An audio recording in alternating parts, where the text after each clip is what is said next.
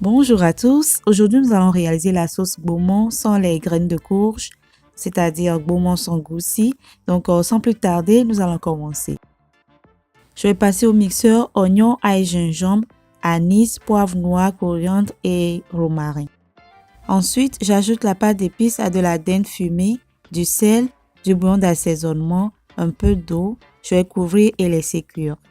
Je vais également passer au mixeur tomates, oignons, poivrons et piments. Dans une casserole, j'y ajoute de l'huile de palme et dès que c'est bien chaud, j'ajoute des oignons émincés. Je les fais revenir.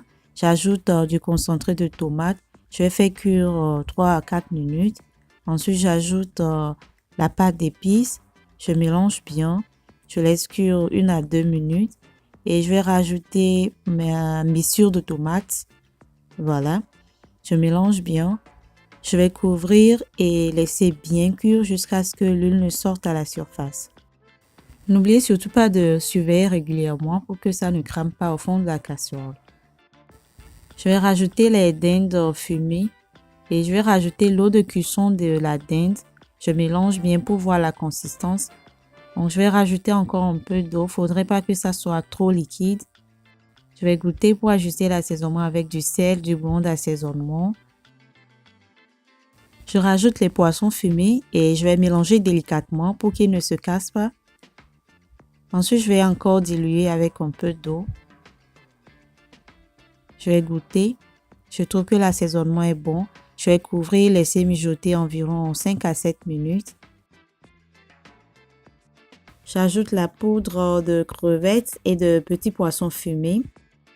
Je mélange toujours délicatement pour que les poissons ne se cassent pas. Là, c'est bon, il faut goûter pour s'assurer que la sauce est bien délicieuse. Et là, je vais rajouter les feuilles de Beaumont que j'ai déjà pré-cuites. Donc, je mélange. Et s'il y a besoin, je vais rajouter encore un peu de feuilles.